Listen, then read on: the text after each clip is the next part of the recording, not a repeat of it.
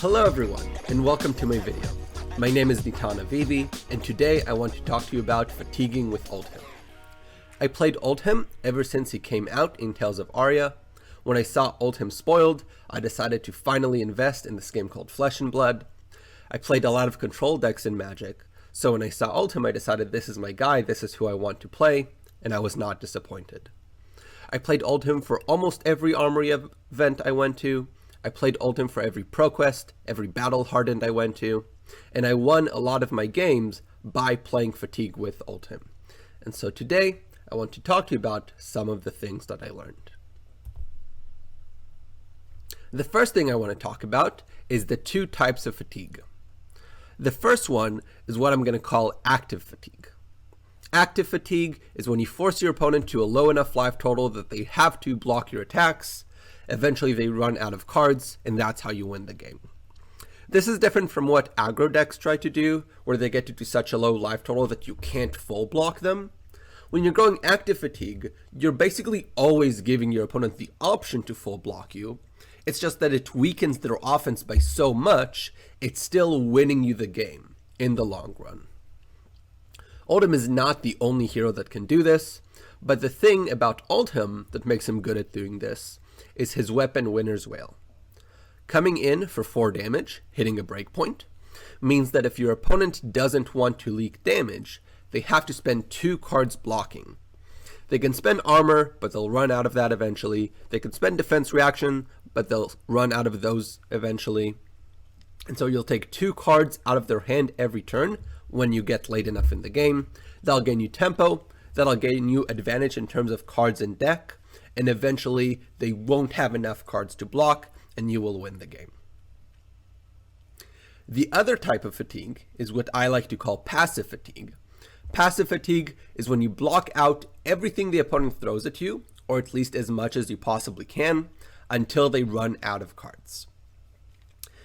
This is different from active fatigue because you don't focus on dealing damage at all.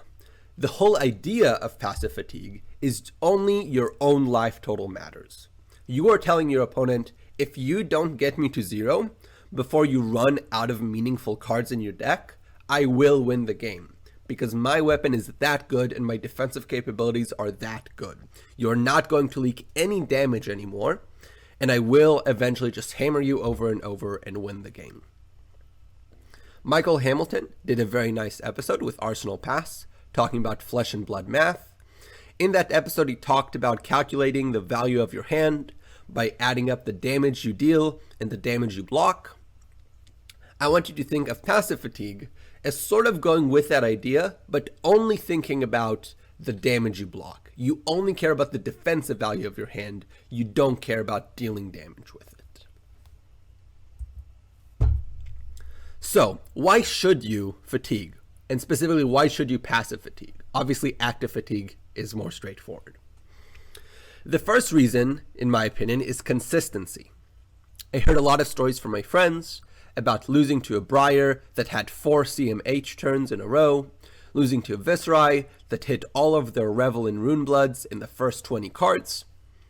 That will happen when you're playing passive fatigue, but the whole idea of passive fatigue is you are letting it happen. You are assuming your opponent will get to 2nd cycle, 3rd cycle. They're going to go through their whole deck. They're going to see all of their powerful cards. You are telling your opponent, go for it. Try your best. I'm going to block you out so well that you're going to play out all those cards. You'll run out of threats, and then I'm going to get around to winning the game when you just can't threaten enough damage to leak anything through. The second reason you might want to go for passive fatigue is if you're at a specific spot in the game where you're way behind on life totals. If you are 10 life down, 15 life down, you can't make these value trades back and forth where you're trying to compete with your opponent in terms of how much damage you're dealing. If you're so much lower at life, your opponent doesn't need to even be close in terms of the amount of damage they're leaking through in order to still pull ahead. If your opponent gets you from 5 to 3, but you got them from 20 to 10 or even 20 to 8, you're probably behind relative to where you were earlier.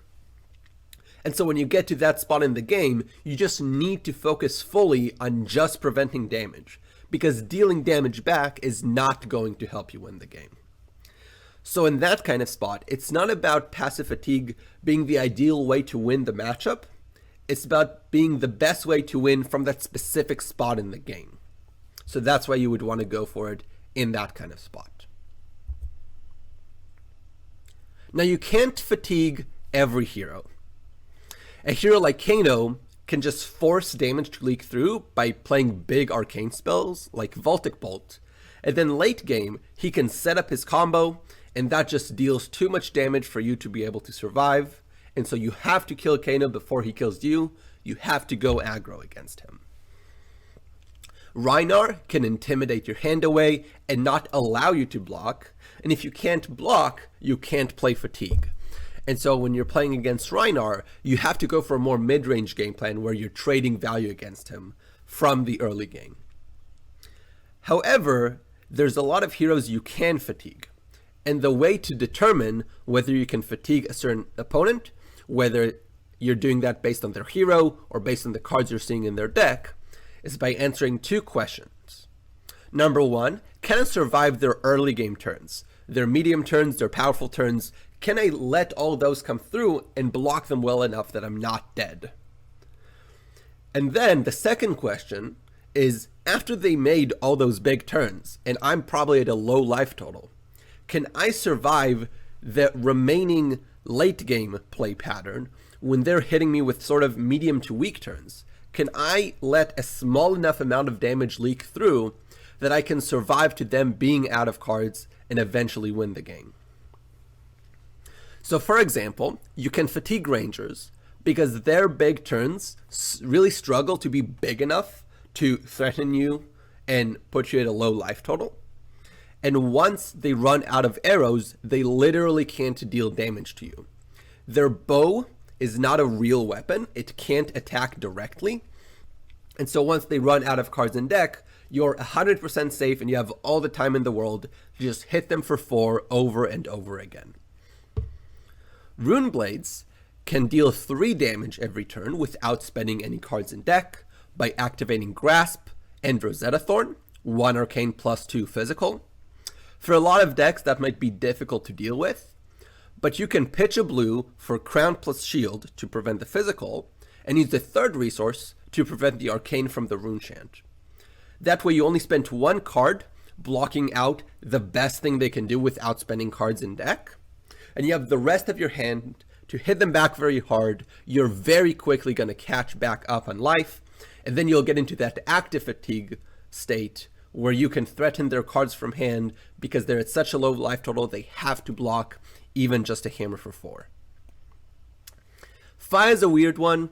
In my opinion, you don't want to passive fatigue Fi.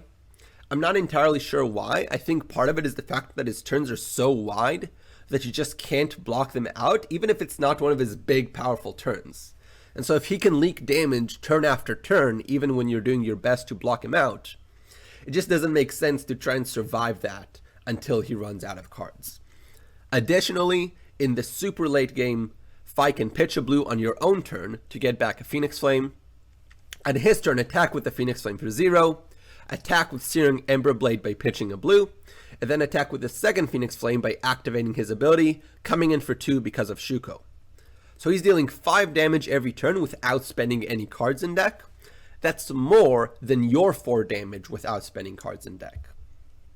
You might be able to fatigue him from that point, but it's going to be very hard. And so in my opinion, you should just go active fatigue against Fi, sort of play mid-range in the early game with a lot of disruptive attacks, and eventually you'll get him low enough to where your hammer forces 2 cards out of hand, and that's when you start winning the game. When you talk about a hero like Dash, you also can't passive fatigue her, because if Dash assembles all her items, she can threaten 15 damage every turn without spending any cards in deck, just by pitching 3 blues.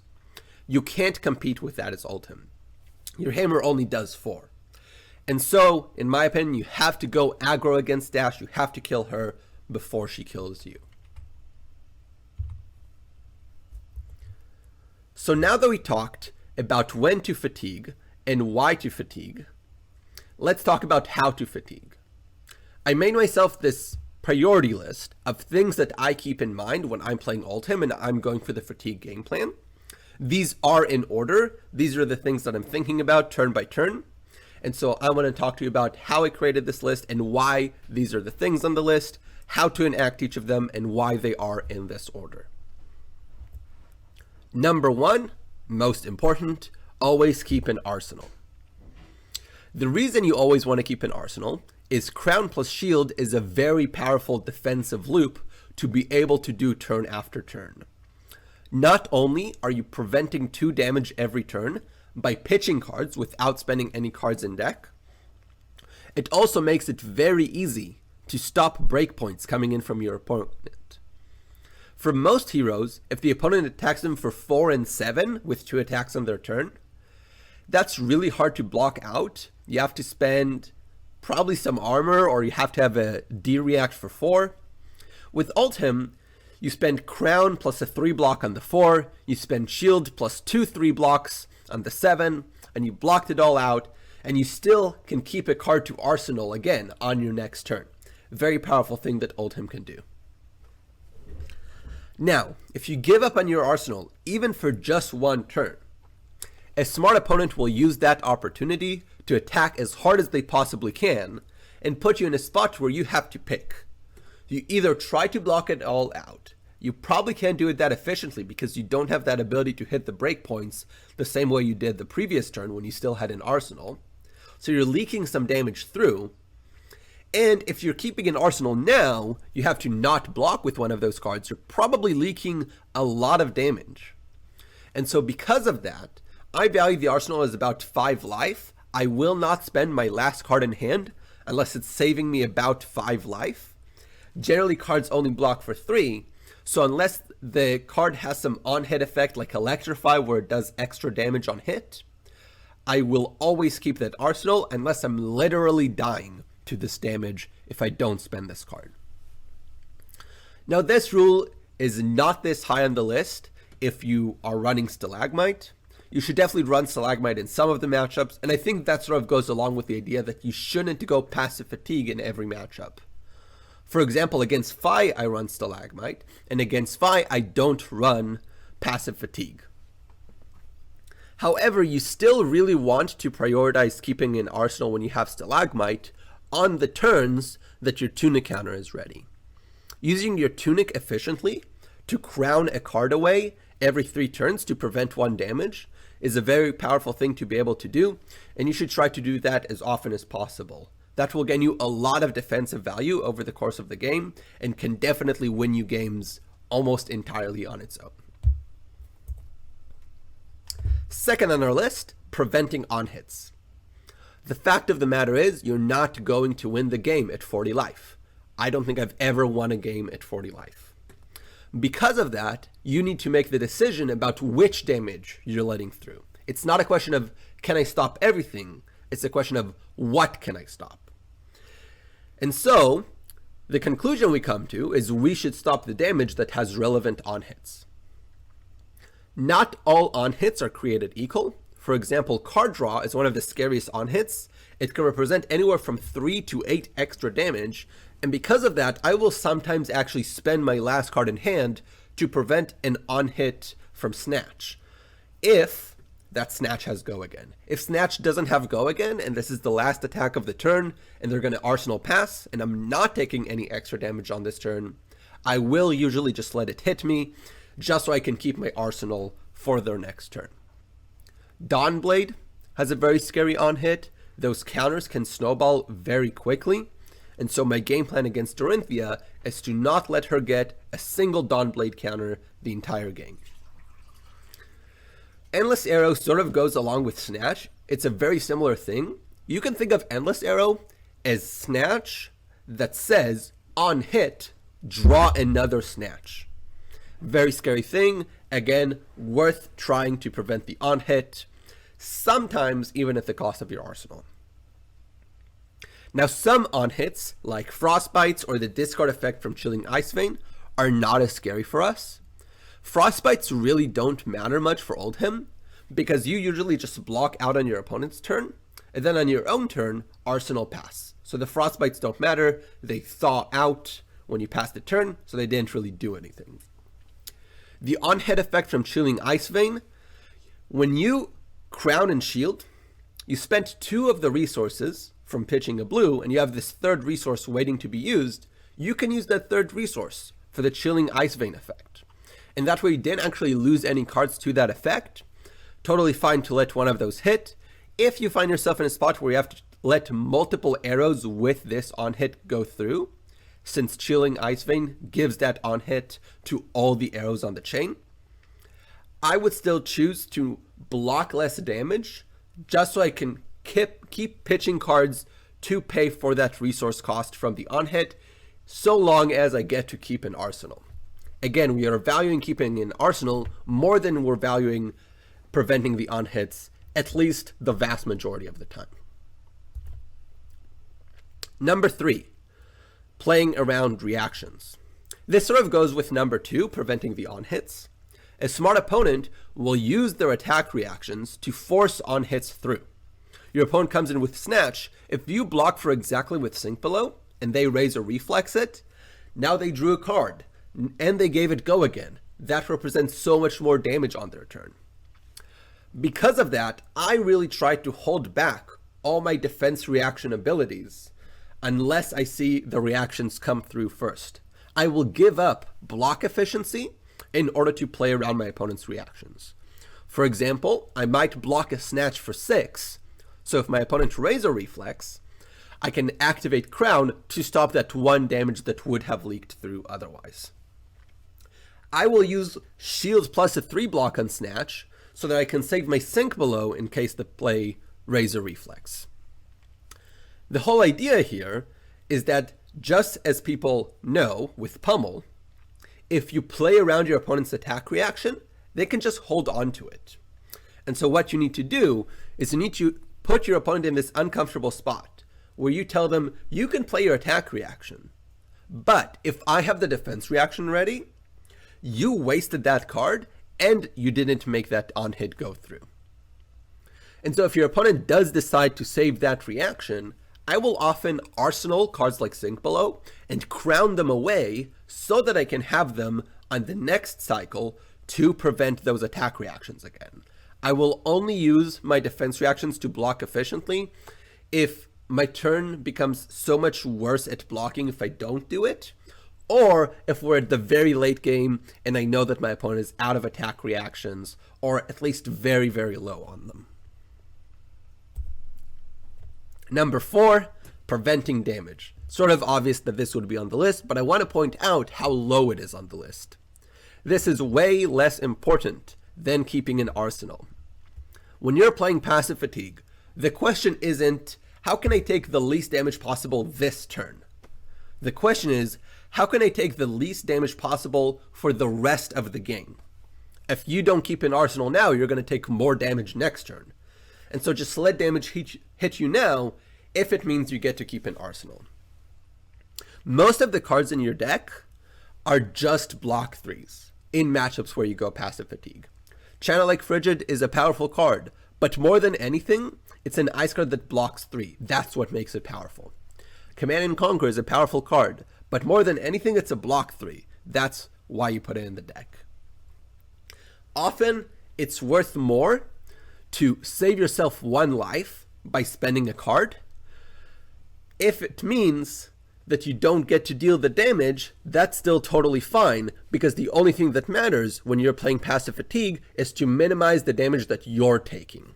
And so, the vast majority of the time, if not every time, when I'm playing Passive Fatigue, I will make sure to block that 1 extra bit of damage, even if it costs me a whole extra card, so long as that's not the card I need to arsenal. So long as I still have 1 more card that I can arsenal away. As with everything on this list, this is contextual. This will depend on the specific game state. Sometimes it becomes more important, sometimes less important. It has to be balanced with the other things on the list, and that's just something that you're going to have to learn by playing and practicing and seeing what works and what doesn't. Number 5, Ice React. Activating Oldhim's ability with an ice card is a very powerful thing. Your opponent's cards are often worth 4 or more damage on offense. Excuse me. Your ice cards don't block 4 or more, so getting a card out of your opponent's hand turns this block 3 or even block 2 ice card in your hand into a block 4 card. Now you don't really want to ice react if your opponent's holding 2 cards most of the time, because they can still just arsenal pass, and you didn't really gain anything out of it. However, if your opponent only has 1 card in hand, it's often worth it to ice react just to prevent their arsenal. Your opponent's 5 card turns are the most threatening thing. Oldhim can block 12 damage every turn pretty easily, but if your opponent only spends 3 cards to, let's say, attack for 9, and then spends 5 cards to attack for 15, now they leaked 3 damage through, assuming you can block 12 every turn. If they do that over and over and they keep leaking damage, that's how they can win the game. That's how they grind through your defenses. And so if you prevent their arsenal, you make it so much harder for them to do that. And that's the main thing you want to use Ice React for. Additionally, sometimes your opponents place cards that tell you, my cards in hand are now worth more. For example, Channel Mount Heroic gives all your opponent's attack actions in hand plus 3 damage. Now all of a sudden they're worth 7 damage. In that kind of spot, it's worth it to Ice React early in the turn just to guarantee you're getting a card out of their hand. Same thing with Fi. If Fi plays Art of War or Spreading Flames or both, just Ice React on the first attack. Don't try to be cute about it. Every card in their hand is worth 4 damage, 5 damage. Just Ice React first, that way you're guaranteeing you're getting that value out of your ice card, and you don't have to worry about your opponent pitching or playing their cards in a way where you can't Ice React their last card out of their hands. 6 on our list. Finally, we get to dealing damage. Big disruptive attack. Normal damage is less valuable, we'll talk about in a little bit, but disruptive damage is damage that can reduce the damage you're taking. Again, we don't really care about our opponent's life total, but we do care about how much damage they're dealing to us. This is the thing that I think people overvalue the most. Let's say, for example, that you took 3 damage to throw back Spinal Crush.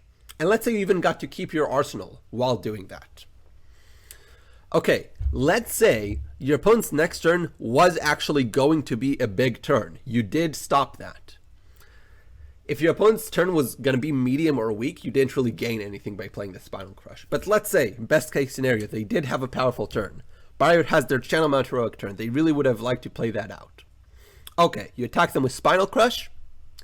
They can block out with 3 cards, arsenal that Channel Mount Heroic. What are you doing next turn? Let's say, best case scenario, you have another Spinal Crush. You throw that at them. What if they block out, pass back to you? Or what if they block out, attack you with 1 card for 4? What are you doing then? Do you have another Spinal Crush? Do you have another Chokeslam, another CMC? Most likely not. You are not going to draw those cards turn after turn after turn. Oldhim really struggles to hold on to tempo, especially when you can't use vanilla damage as tempo. Vanilla damage doesn't matter when you're going passive fatigue. Your opponent's life total doesn't matter. What matters is your own life total. And so if you went for that play, you took 3 damage to Spinal Crush, and then next turn Spinal Crush, and next turn Chokeslam, and then let's say next turn Cranial Crush. 8 damage, no real relevant on hit. You took 3 damage for nothing. You took 3 damage to delay yourself taking damage. That doesn't help you win the game. It would have been much better to just block out the 3 damage, maybe throw back a Frosty 4, maybe not throw back anything at all. And then next turn they have their Channel Mount Heroic. You're sort of in the same spot that you would have been 3 turns later, 4 turns later, when they played their Channel Mount Heroic then. When you're evaluating these disruptive attacks, you should think about how many cards they're taking out of your opponent's hand. Sometimes those cards will be worth more damage than the amount of damage you're taking now, in order to play out those disruptive attacks, and that's when these disruptive attacks becomes much more valuable, even to the point where I might value them over keeping an arsenal. Again, for example, let's say Briar doesn't have Channel Mount Heroic in hand. Let's say Briar played out Channel Mount Heroic and attacked you for 7. I might just take the 7 damage just to throw back Spinal Crush and Arsenal a card. Because I know Spinal Crush can take 2 cards out of my opponent's hand. They have to block 6. And those 2 cards can be worth 14 damage. And so because of that, it's worth it for me to take the 7 damage now to stop my opponent from dealing an extra 14 later. So when you're looking at each of these cards, you want to think worst case scenario. How many cards am I getting out of my opponent's hands? So for Frostfang, that's 1 card if they choose not to block. Sandsea, that's 1 card if they have an arsenal. If they don't have an arsenal, it's worth 0 cards. Chokeslam, it's usually 2 cards if they care about the effect. Most aggro decks do care about the effect. And Spinal Crush, again, it's 2 cards. Be careful about your opponent's armor. Your opponent's armor will change that math. For example, if your opponent has 2 armor, now Chokeslam is only getting 1 card out of their hand, a single 3 block, in order to prevent the effect. So that's how you should decide when to throw these disruptive attacks. That's how you evaluate whether these disruptive attacks are worth more in this specific spot than things that I put higher on this list. Number 7, Icy Hammer, otherwise known as Frosty 4. This sort of goes along with the big disruptive attacks. This is little disruptive attack. This is the weakest disruptive thing we can do. More often than not, this is just something to do with that second card in hand that we're not arsenaling. If your opponent didn't attack you for enough to force all of the cards out of your hand, you can throw out a Frosty 4. It's just good value. It might reduce your opponent's offense by a little bit. It might reduce their offense by a lot if their hand is all reds. You can't know that, so you shouldn't assume that. You shouldn't take damage to throw back a Frosty 4. Usually if your opponent has a single blue, they don't care that much about your Frostbite. In the very late game, when you get your opponent very low and the 4 damage is actually forcing cards out of their hand, this becomes way more valuable, sometimes even more valuable than keeping an arsenal. Number 8, Vanilla Damage. I'm putting this lower than the Frosty 4 because Vanilla Damage is not disruption, whereas a Frostbite is disruption, even though it's a little bit of disruption. Upgrading from the 4 damage on the Frosty 4 to 8 damage on Glacial Footsteps, or even 10 damage if it's red Glacial Footsteps, is not worth it when you're going passive fatigue. Again, the whole game plan revolves around the idea, my own life total is the only one that matters. Dealing that extra damage to your opponent does not matter. Similarly to what we talked about with the Frosty 4, if your opponent is low enough in life, then that vanilla damage all of a sudden gains a bunch of value because it forces cards out of your opponent's hand. However, if your opponent has armor, that makes this a lot worse. The way that I try to think about it is I ask the question, if my opponent puts down all of their armor on this attack, do they still have to spend a card from hand in order to not die? If they can go to 1 by just spending armor, I will value this vanilla damage less than I value anything else that we talked about. Any other thing that does have disruption, I evaluate it less than playing around reaction. I evaluate it way less than keeping an arsenal. Again, this is different if they can't survive without spending cards from hand, but if they can survive, even if they spend all their armor, I generally think it's not worth it to throw vanilla damage over doing anything else that we talked about. Last on our list, a bit of a silly one, doing nothing. There are cards in the game, like Heart of Fiendal and Oasis Respite, that require you to be at a lower life total in order to gain the life. Again, passive fatigue is all about only care about your own life total, and so dealing damage to your opponent might be worse than not dealing damage to them if it prevents you from gaining this life. This doesn't really work long term. You can't do this turn after turn. Eventually you have to attack your opponent. If you don't, a smart opponent will notice that and they'll just wait. They'll pitch stack the perfect stack of cards to do maximum damage and then throw them all at you at once in a way that makes it really hard for you to block it all out. They'll do that over and over if you don't start attacking them. Because of that, it's usually better to just attack for 4, even warm 4 without a frostbite. Just because you're putting your opponent on a clock, you're not giving them infinite time to set up their perfect combo turn. This can also be a good thing to do if your opponent has a D-React stuck in Arsenal. However, because we're playing Oldhim and not Icelander, like Michael Hamilton did in that game in top 8, we have to attack eventually. We can't win the game without ever attacking. And so we might keep our opponent out of using their arsenal for a turn or two. We're not going to win the game with a D-React stuck in their arsenal. We have to attack eventually, so you can't really count on that long term as a thing to win you the game. And that's why this is last on our list.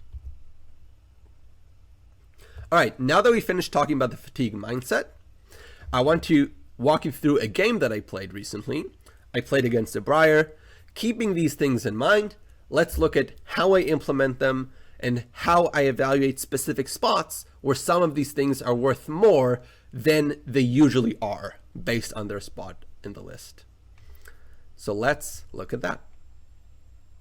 So let's get started with the gameplay review. I put our fatigue checklist above my head here so we can refer back to it as we go through the video and analyze my decisions. I definitely made some mistakes in this game. I'll point them out as they come up. And with that, let's get started. Turn 0, opponent goes first.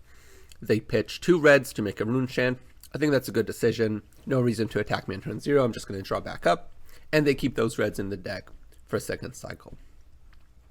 If you look at my hand here, Frosty 4 is the best thing I can do without giving up my arsenal.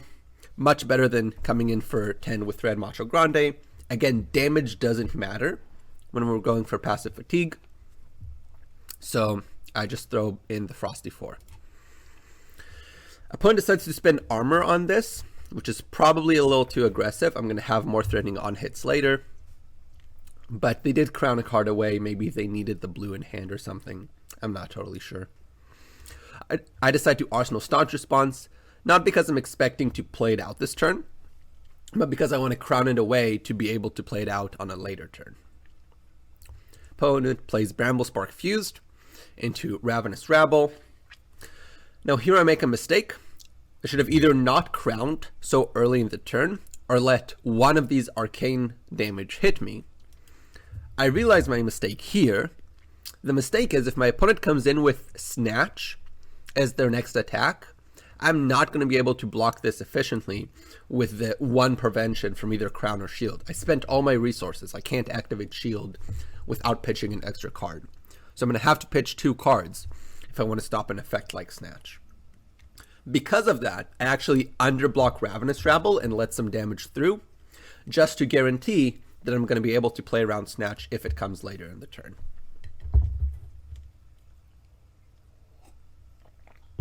Opponent just comes in with Rosetta. Usually, I would pay 1 for the Arcane and spend 1 of the cards in hand to block the physical. However, in this spot, I decide to let 1 extra damage leak through. And the reason I did that is my opponent only has 2 Tuna counters, which means I can play Winter's Bite and force a card out of their hand. I value that more than the 1 life that I would have saved otherwise. Again, always Arsenal, this case Chokeslam.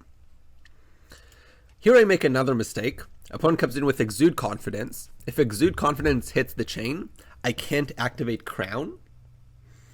However, I should not have crowned away in response because I have Chokeslam in Arsenal. Chokeslam can turn off my opponent's next Channel Mount turn. The correct play here would have been to block 6 with 2 cards from hand, and then next turn pitch a card and activate Tunic to throw back Chokeslam, allowing me to still keep an arsenal. I got blinded by the fact that I can get a life off of Heart of Yendal, and I activated Crown. So be it, we have to live with our mistakes. It does mean I get to full block this turn, and next turn I'm going to activate Winter's Wail to give them a Frostbite.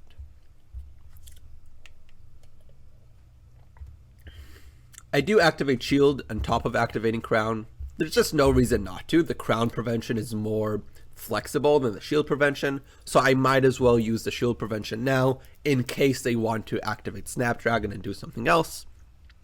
Either way they don't, I come in with the Frosty 4. Now, as it turned out, their hand was all reds, and so the Frostbite did end up being very relevant. I still think it would have been better to attack with Chokeslam, especially because I didn't know that their hand was all reds. I guess all red except for Force of Nature, which they decided they wanted to play out. And now that they played out Force of Nature, all their attacks have draw a card on hit, and so I am very much incentivized to full block Scar for a Scar. At this point, I don't really need to hold on to Chokeslam, because they didn't pitch a red card. Channel Mount is going to go away after this turn. I full block Chokeslam, keeping an extra card so that I can Arsenal, or maybe Ice React.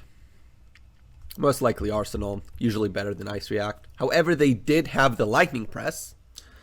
I couldn't really play around that. I could throw Crater Fist out there, but then they could just hold on to the Lightning Press, and I didn't know they have Lightning Press. That's the only card that punishes me here. This is a very scary spot, because if they draw something like Ravenous Rabble, because of Force of Nature and Channel Mount Heroic, that card will also have draw a card on hit. Either way, I just block as much as possible on this attack. Luckily for me, they didn't draw the attack. They just come in with Rosetta Thorn. I prevent as much as I can without spending my last card in hand, so that, again, I can Arsenal pass.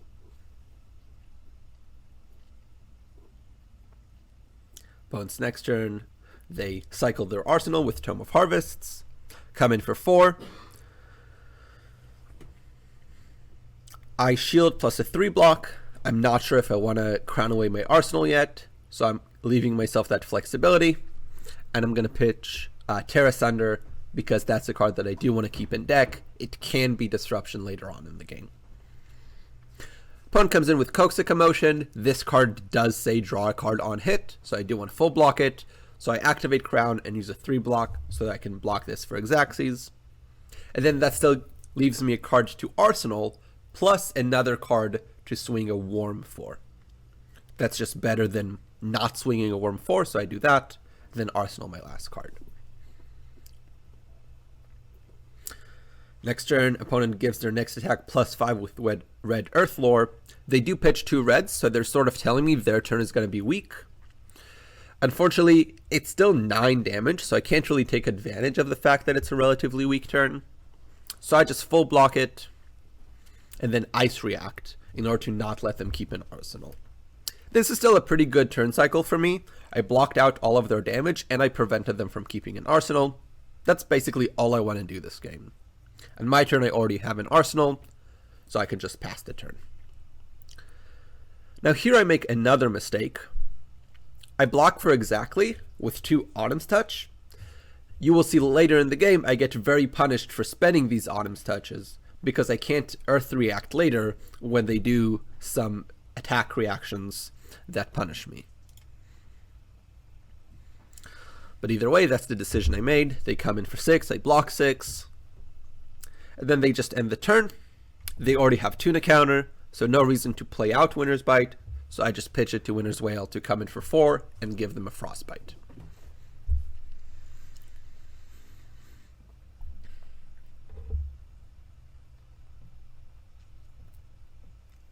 Opponent activates Tunic to negate the Frostbite, so the Frostbite did translate to taking away their Tuna counter, so it was just as good as playing out Winter's Bite. And then they play out E-Strike. with the go again mode. I activate Crown. I don't draw another blue. So in order to make sure my next turn is not going to be dead if they don't do anything else, I do spend one of my Sync Belows to bottom one of these cards to try and get a blue so that my next turn is not going to be nothing if they just stop here. And I get an ice card, which is great. Now they do just come in for 6 with CNC. I decide to take 2 damage to be able to ice react their last card away. I think that's probably a mistake. I put preventing damage above ice reacting on my list, and I think that it would have been the correct decision to just full block it, Arsenal pass, let them keep in Arsenal, instead of taking 2 damage to maybe reduce the damage they do next turn. But that's the decision I made, and now I have to live with my mistakes. Opponent plays 2 non-attacks for the Embodiment of Lightning token, and then comes in for 7 go again. Because I don't want to crown my Arsenal away, because it's a defense reaction, I use Tunic to activate Shield, plus block 6 from hand to block for Xaxes. This ends up being a waste of the Tunic resource, because my opponent comes in with Rosetta Thorn. You'll see here that I end my turn with an extra resource, which tells you that Tunic resource didn't need to be spent. Might still be fine. Tunic resource is not that valuable in this matchup, but so be it. I block with as much as I can and still keep an Arsenal. Opponent makes a Rune Chat, plays Captain's Call, I believe they both gave +2, and then comes in with Snatch for 8. Now here again I make the same mistake. I block with my Autumn's Touch. It would have been better to Crown Shield and try and get a different 3 block so that I can Earth React when my opponent plays Lightning Press here. Could have overblocked by 1 and that way stop the card draw, but I didn't. Then they just come in with Rosetta, and they get to keep an Arsenal. I can prevent 3 of the damage by using 1 for AB, 1 for Crown to prevent Arcane, and 1 for Shield, but I still take 1 damage, and they got to keep an Arsenal, which they wouldn't have been able to do had I just prevented the on-hit from Snatch. Opponent plays Bramble Spark Fused, plays Amulet of Earth to get the Embodiment token, plays Nimbleism. Next attack now has +6, then comes in with Snatch. This Snatch is coming in for 10. I decide in this spot that I want to make sure I block it efficiently. And so what I do is I end up spending my Staunch Response in order to do that. I have some extra resources floating, but that's totally fine because I'm expecting my opponent to come in with Rosetta Thorn, which they do. I can use those 2 resources to pay for an Arcane and pay for Shield to stop 2 of the 4 damage that Rosetta Thorn deals, plus 1 damage gets prevented by the Crown of Shield I activated earlier in the turn. So I only take 1 damage from Rosetta Thorn in this turn cycle. On my turn, of course, Tuna counter, Arsenal pass. Opponent makes a Rune Chant, generally a good sign. They're spending 2 resources for just 1 damage. Comes in with Ravenous Rabble. I Crown first just to see what I have in hand. Prevent as much damage as I can. And then full block. I generally try to keep ice cards in hand over most other things. They're just more flexible and powerful most of the time. Opponent follows this up with an E-Strike. Now again here I make the same mistake. I choose not to full block this in order to be able to ice react. 2 damage might be worth preventing my opponent from Arsenal. 3 damage probably isn't. I think in this spot it would have been better to just full block this, let my opponent keep an Arsenal, and then my turn just Arsenal pass.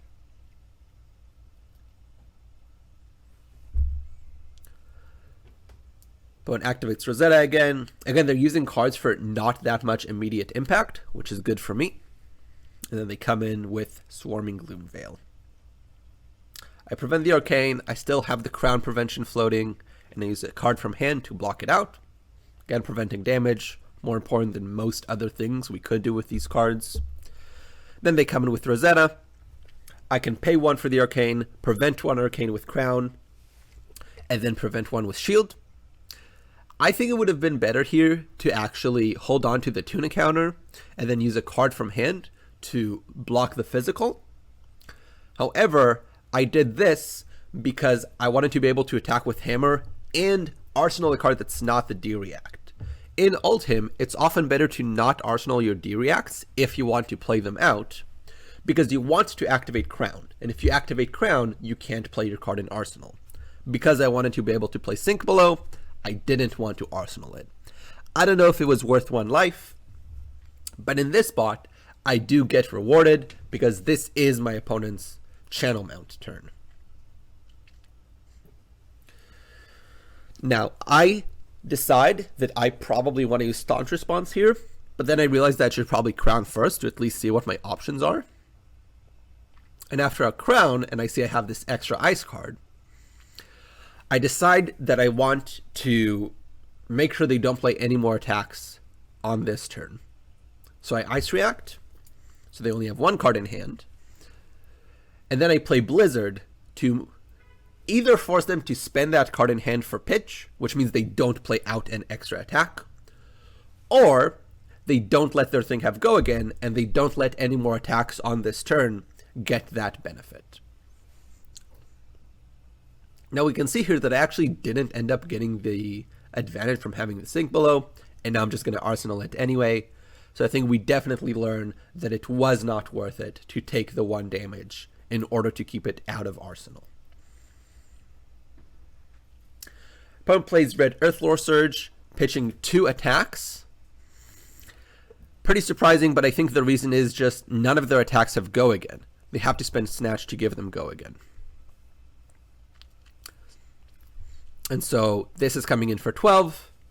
I do what I can to make sure I block 12.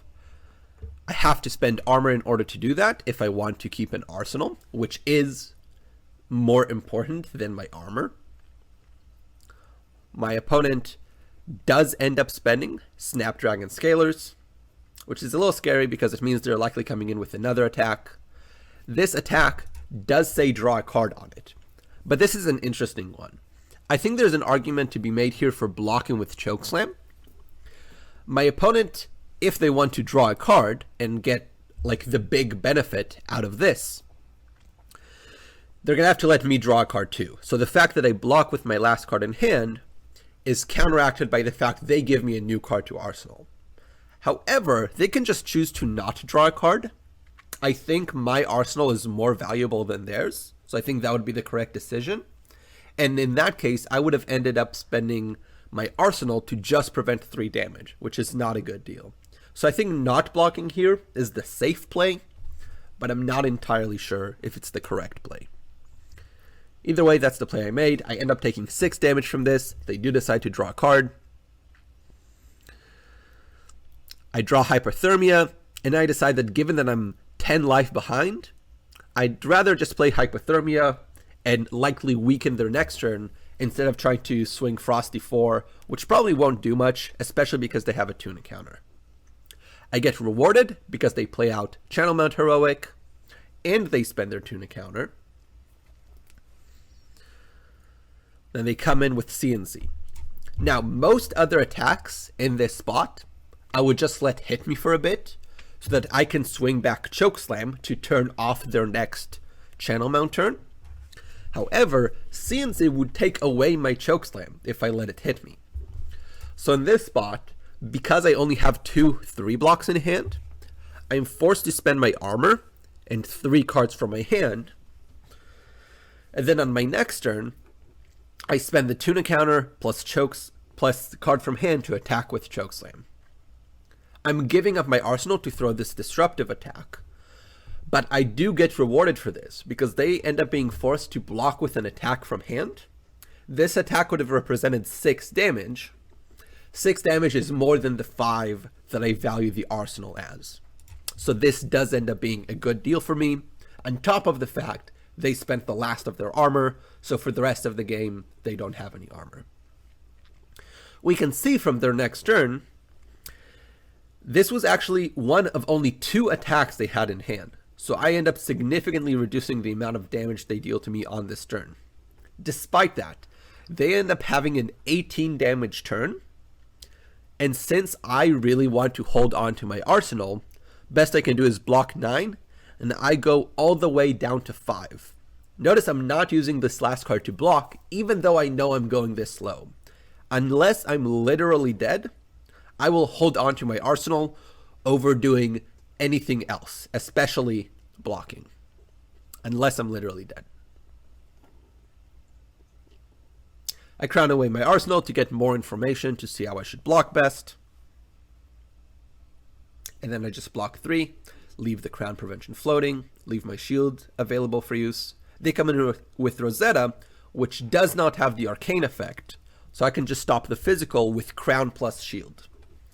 And then I can swing back with CNC, which guarantees 1 card out of their deck and 1 card out of their arsenal, but they really wanted to hold on to that card, so they actually end up spending 3 cards to full block it. Very nice exchange for me. They come in with Rosetta. Luckily for me, I have Fiedel's Fighting Spirit to gain 1 life. I don't play that card anymore, but it was a nice inclusion in that spot. Now, in this hand, I have Blue Disable, which is a disruptive attack, which is worth more to me than the 10 damage I could get off of Red Glacial Footsteps.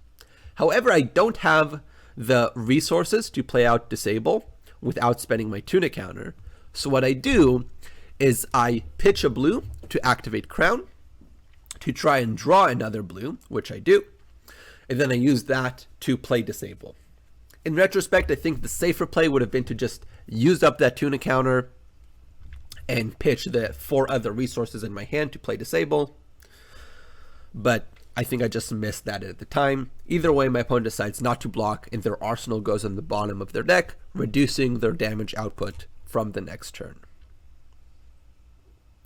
Opponent plays out Force of Nature, sort of telling me all my cards are now Snatch, so long as they buff their power. And then they come in with Ravenous Rabble. Now here I think I make another mistake. I think what I should have done here is just overblock Ravenous Rabble, knowing they might want to use Amulet of Earth to push damage through and draw a card. However, I decide I want them to use Amulet of Earth, so what I do is I overblock this attack by 1, forcing them to pop both amulets in order to force any damage through. Again, in retrospect, I think it would have been better to just full block this or overblock this, but I allow them this option and they do take it, and I end up leaking damage because of it. However, the one nice thing is I know their card in hand is Exude Confidence because it was revealed off of Ravenous Rabble, so I know I can Ice React it away safely so that they don't have an arsenal. On my turn, of course, Tunic counter, Arsenal pass. We're approaching the last turns of the game here. Again, I have Heart of Fiendal gaining me the 3rd life this game. And now I can just full block this attack and go to my turn. I think it would have probably been better for me to play out this Winter's Bite, but I decide to attack with Hammer. I'm not sure why, but so be it. That's the decision I made. On their turn, they play out what I believe is their last Force of Nature. They play out another buff, and then they come in with Exude Confidence. This is a very scary card since it means I can't use my Sink Belows. So I'm already thinking, okay, this Sink Below is just going to have to be my Arsenal card. And then they come in with another attack after I full block this one, which is also Exude Confidence. And I end up losing 2 life, making me very close to dead. I should have pitch tracked what they were pitching and known that this was about to happen, but I was not paying enough attention and I get punished for it. On my turn, Arsenal pass. This is the last turn of the game. Opponent wants to set up to try and make a bit stronger of a next turn. Unfortunately for them, I have Terra Thunder. So I cycle my arsenal to get a bit more resources. I play Terra Thunder, and then I come in for 5 Dominate, threatening a 2-card discard. I could have come in for 11 Dominate with Red Glacial by spending the Tuna counter, but I really value the arsenal even more than that, and so I decide not to do that. With that, my opponent knows they only have 1 card in hand. They can't really threaten anything scarier than 3 damage every turn, which I can easily prevent by just Crown Shield and paying for the AB. They're going to play out their arsenal card at some point. I'm going to block it out with cards from hand. Then I'm just going to hammer them for 4 over and over and over. Notice my opponent still has plenty of life to spare, but it doesn't matter because I can just hammer them over and over and they are out of cards and they will die eventually. So again, we have the checklist above me. You can see how I'm keeping these ideas in mind. You can see how I get punished when I don't keep these ideas in mind and how they can work to win you games. All right, last thing I wanted to talk to you about before I let you go are a few cards that you might want to put in your deck if you want to go for this fatigue game plan.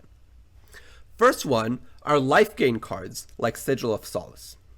The thing that makes Sigil of Solace powerful is not the fact that it's good value. It's not even good defensive value.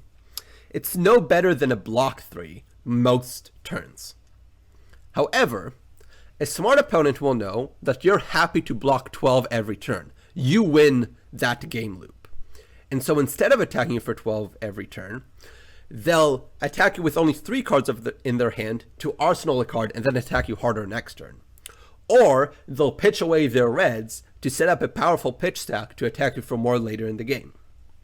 When your opponent does that, they reduce the amount of damage they're doing this turn, and Sigil of Solace lets you do a much more powerful thing than Frosty 4 when your opponent does that.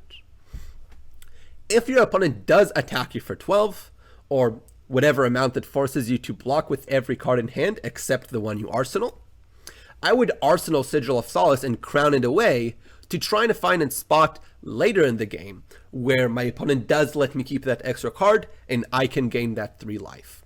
Again, the only thing that matters in the passive fatigue game plan is our own life total, and so the fact we're giving up on Frosty 4 in order to gain this 3 life is a big upgrade from our perspective. In the passive fatigue game plan, the only thing we care about in terms of interacting with our opponent is reducing their offense, i.e. getting cards out of their hand, and cards like Winner's Bite do exactly that. Winner's Bite forces your opponent to either pitch a resource or lose a card in hand. Either way, they have 1 less card to attack you with. This doesn't work if they have their Tunic resource, and so in that kind of spot, I'll just use Winner's Bite to pitch to Winner's Wail to attack for a Frosty 4. A Frostbite roughly cancels out with the Tuna counter, and you get that extra bit of 4 damage, which might help you eventually later in the game when you are putting your opponent into that active fatigue loop. Defense reactions are obviously helpful, partially because they just block more than other cards, but mainly because they help you play around attack reactions.